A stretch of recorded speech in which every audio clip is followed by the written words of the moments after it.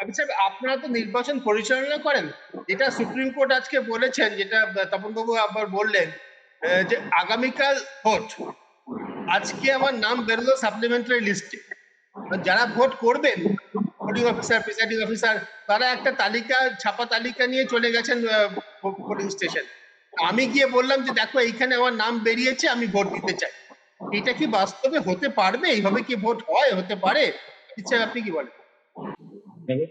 Theoretically সবই সম্ভব, যেটা আমাদের তপনবাবু বললেন বা সুপ্রিম কোর্ট যেটা বলছে সবই থিওরিটিক্যাল কথা। আমি কতগুলো প্র্যাকটিক্যাল ডিফিকাল্টি বলেছি। প্র্যাকটিক্যাল ডিফিকাল্টি যে প্রশ্নটা আপনি করলেন, তপনবাবু সেটা বলেছেন যে mark copy of electoral roll দুদিন আগে অবধি তৈরি হয়ে যায়, মানে লেটেস্ট রাত দিন খেটে mark copy of electoral roll সেটা তৈরি হয়ে যায় P-2 ডেতে। লেটেস্ট মানে P-2 ডে রাত্রে বেলা লেটেস্ট তৈরি হয়ে যায়। কারণ P-1 ডে মানে পোলিং মাইনাস তার আগের দিন পোলিং পার্টি মানে প্রিসাইডিং অফিসার ওই mark copy of electoral roll নিয়ে বুথে চলে যায়। তাহলে যা ঘটনা ঘটাতে হবে, মানে খুব বেস্ট রিটার্নিং অফিসার, তখন তো রিটার্নিং অফিসার হয়ে যাবে, খুব দক্ষ রিটার্নিং অফিসারও যদি হয়, সে P-2 ডে অবধি যে নিয়মগুলো ইনক্লুড হবে সেটাকে ও ব্যাগে দিয়ে দিতে পারবে প্রিসাইডিং অফিসারকে, এবং সে ভদ্রলোক মানে সে ভোটার ভোট দিতে পারবে। P-1 ডে ওয়ালা যদি কেউ ইনক্লুড হয়ে থাকে, যদি হয়ে থাকে, আমি জানি না কি হবে, প্র্যাকটিক্যালি সম্ভব নয়, তাহলে তাকে বুথে পৌঁছে দিয়ে আসতে হবে রাত্রেবেলা। এটা আমরা আগে করিনি তা নয়, রিটার্নিং অফিসার আর তার টিম দক্ষ আছে। আমরা ভোর 3টের সময় ইলেকট্রাল রোল পৌঁছেছি, ভোর 3টার সময় আমরা ব্যালট পেপারও পৌঁছে দিয়ে। প্র্যাকটিক্যালি ইম্পসিবল নয়। এখন যেটা প্রবলেম তার আগের পোর্শনটা আজকে আমাদের অনারেবল সুপ্রিম কোর্ট যে অর্ডার দিয়েছেন এই ট্রাইব্যুনালের ব্যাপারটা। প্রথমে তো 501 জন, যা আমরা মিডিয়াতে খবর পাই বা সিও অফিস থেকে খবর পেয়েছি, 501 জন অনারেবল জুডিশিয়াল অফিসাররা তারা কাজ করছেন, দিন রাত খাটছেন, ছুটি নেই, হোলি নেই, দোল নেই, কিছুই নেই, দিন রাত খেটে 10,16,000 ডিসপোজ করতে পেরেছে। অ্যাভারেজ যদি করেন তাহলে 145 আসে, 145 থেকে 150 অ্যাভারেজ আসছে। এই রেটে যদি চলে তাহলে এই 50 লক্ষ যেটা পড়ে থাকলো, এই 50 লক্ষকে ডিসপোজ করতে আরো 200 জন জুডিশিয়াল অফিসার, যা শোনা যাচ্ছে তারা ঝাড়খণ্ড আর উড়িষ্যা থেকে এসছে, তাহলে টোটাল 700 জন। 700 জন যদি 145টা করে রোজ ডিসপোজ করে, এখনো লাগবে 49 দিন, 49 ডেজ, মানে 50 দিন এখনো লাগবে।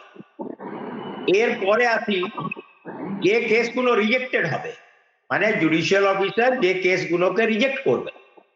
এই যা অঙ্ক আছে, যা মোটামুটি আবহাওয়া থেকে খবর থেকে পাওয়া যাচ্ছে, 30% প্রায় রিজেক্টেড হচ্ছে।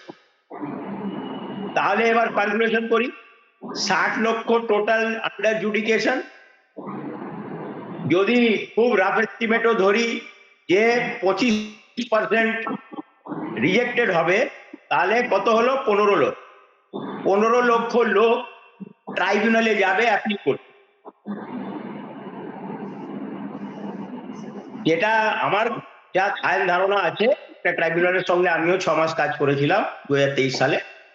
তো যদি ধরে নিচ্ছি, এটা তপনবাবু ভালো বলতে পারবেন, আমি ধরে নিচ্ছি 50 জন অ্যাক্টিভ রিটায়ার্ড হাইকোর্টের মানে অনারেবল জাস্টিসরা পশ্চিমবাংলায়, কলকাতা তার আশেপাশে বিভিন্ন জেলাতে বসবাস করছেন, আছেন, মানে অ্যাভেলেবেল থাকবেন। আমি 50 জনই ধরি, যদি লাস্ট 5 ইয়ার্সে রিটায়ার করেছেন, কারণ একটা শরীর স্বাস্থ্য এইসব ব্যাপার সবার আবার আছে, তো কেউ হয়তো বাইরে থাকেন, কেউ এই থাকেন, ওখানে নানা রকম সমস্যা আছে।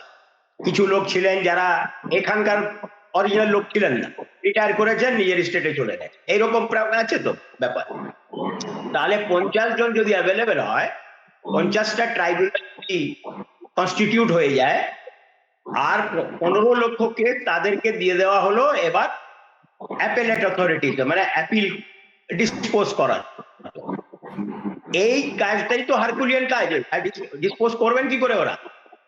কালকে সকালে আমাদের সিও যাবেন অনারেবল চিফ জাস্টিসের কাছে, গিয়ে নাম টাম নেবেন, ওই 50 জন 60 জন 40 জন যাই হোক না কেন, নাম নিয়ে তারপর অনারেবল সুপ্রিম কোর্টের অর্ডারে তাদের নামে একটা গ্যাজেট নোটিফিকেশন করতে হবে যে এনারা এই ট্রাইব্যুনাল ফর্ম করলেন এই জেলার জন্য ট্রাইব্যুনাল।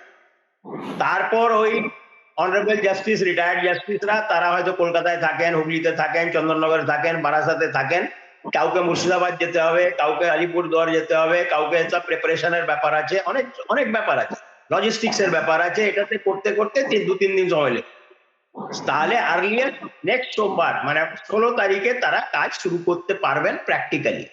তাও যদি সাপ্লিমেন্টারি লিস্ট পাবলিশ হয়ে যায় তাহলে, কারণ এখন তো কেউ জানে না যে ওর নামটা অ্যাকসেপ্ট হয়েছে কি রিজেক্ট হয়েছে। কালকে honourable chief justice Kolkata high court সিও কে বলবেন যে হ্যাঁ আপনি যদি বলেন যে হ্যাঁ আপনি সাপ্লিমেন্ট গুলো বার করে দিন এখন অব্দি যা হয়েছে, তাহলে কিছু লোক জানতে পারবে যে আমার নাম রিজেক্ট হয়েছে। এবার ওরা ট্রাইব্যুনালে যাবে, ট্রাইব্যুনালে এভাবে কাজ করবে, তাতে কিছুতেই এই কাজ প্র্যাকটিক্যালি সম্ভব না। একটা থিওরিটিক্যাল ব্যাপার তৈরি হয়ে গেছে, স্ট্রাকচার তৈরি হয়ে গেছে, কিন্তু আবার ওই 7th মে যে ব্যাপারটা আছে, ইলেকশন কমিশন তো ডেট ঘোষণার ওপরে, ইলেকশন কমিশনের ওপরে কোনো নিষেধাজ্ঞা নেই, কোনো অর্ডার নেই, থাকার কথাও নয়, কারণ আইনে বলছে যে ইলেকশন 6 মাস আগে অবধি, মানে যদি 7th মে শেষ হয় তাহলে তার থেকে 6 মাস আগে অবধি, তার মধ্যে ইলেকশন যে কোনো সময় ইলেকশন কমিশন করতে পারে। ইলেকশন কমিশন কালকেও ডেট অ্যানাউন্স করে দেবে যে আমি এপ্রিল মাসে ইলেকশন করব। তাহলে এই দুটো প্রশ্ন, what about the right two B elected, Tapan বাবু একদম পার্টিনেন্ট কোয়েশ্চেন বলেছেন। 5টা এমএলএ আমাদের রাজ্যে আছে যারা আন্ডার অ্যাডজুডিকেশন আছে, আমার জানা 5টা, আরো থাকতে পারে। 5 জন এমএলএ আছেন যাদের নাম আন্ডার অ্যাডজুডিকেশন আছে, মোস্ট প্রবাবলি ওই 5 জন আবার কন্টেস্ট করবে। যদি ডিসপোজ না হয়, what about their right two B elected, তাহলে তাকে আবার যেতে হবে, অথবা ওই জুডিশিয়াল অফিসারকে রিকোয়েস্ট করতে হবে ওনাদের কেসটা তাড়াতাড়ি একটু ডিসপোজ করে দিন, বা যাই হোক একটা করাতে হবে। এই যারা ধরে এটা হয়ে গেছে, এইটা থেকে ওয়ে আউট বোধহয় কেউ বার করতে পারছে। আর একটা কারেকশন করি, ইলেকশন কমিশন যেটা বলেছেন হ্যাঁ ঠিকই ইঙ্গিত তাই দিয়েছেন, কিন্তু যখন বলেছেন we doubt the bona fide of both the parties, এখানে একটা পার্টি কিন্তু রাজ্য সরকার নয়, রাজ্য সরকার ইজ নট এ পার্টি।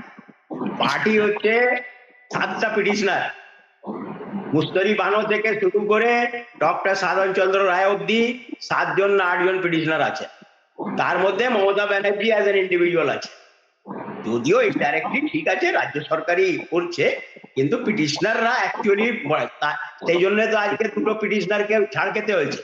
আজকে 2টো অ্যাডিশনাল আইএ ফাইল করতে গিয়েছিল, ছাড় খেয়েছে এবং হাত জোড় করে উইথড্র করতে হয়েছে, মানে কন্টেম্প না হয়ে যায় বা ফাইন না হয়ে যায়।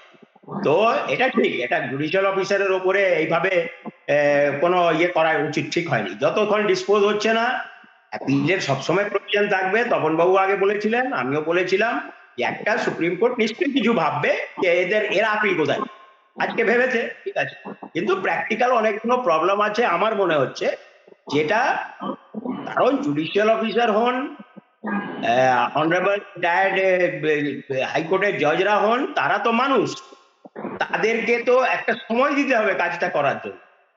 তো এই সময়টা যদি ভালো করে যদি কাজটা করতে হয়, তাহলে তাকে সময় দিতে হবে। সেই সময়টা তো ইলেকশন কমিশনের কাছেও নেই, আর লোকের কাছেও নেই।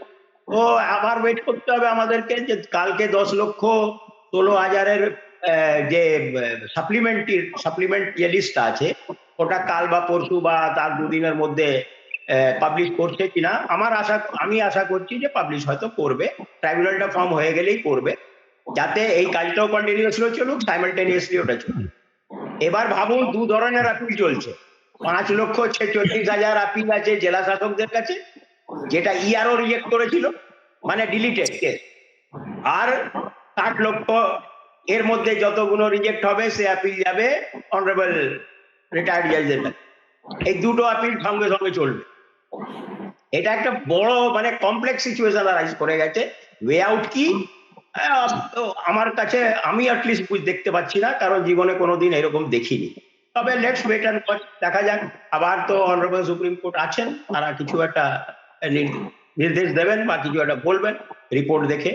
আগে ফার্স্ট সাপ্লিমেন্টটা বেরোক, মানে এই 10,16,000-এর মধ্যে কত অ্যাকসেপ্টেড কত রিজেক্টেড, তাহলে সেখান থেকে একটা আইডিয়া পাওয়া যায়। অ্যাকসেপ্টেড হয়ে গেলে তো সমস্যা নেই, তা তো ভোটার লিস্টে উঠে গেল। রিজেক্টেড হলে তো রিজেক্টেড হলে তার তো অ্যাপিল আজকে সুপ্রিম কোর্ট বলেই দিয়েছে। We have to wait and watch, কোনো ওয়ে আউট আমি দেখছি না। আপনি তো বললেন যেহেতু আপনার যারা প্রাক্তন সহকর্মী তারা এই কাজটা এতদিন কাজটার সঙ্গে জড়িত ছিলেন, আপনি তো বললেন মোটামুটি যে খবর পাওয়া যায় 30% মতো রিজেক্ট হচ্ছে। 30% রিজেক্ট হচ্ছে। মোটামুটি 70% মতো পাস হবে, সুতরাং অ্যাপিলের সংখ্যাটা কম হবে না।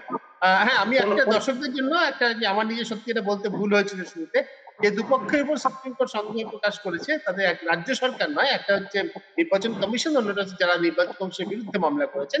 এদের মধ্যে ব্যক্তি হিসেবে মমতা ব্যানার্জি আছেন, দোলা সেনও আছেন, তৃণমূল কংগ্রেস এমপি দোলা সেন।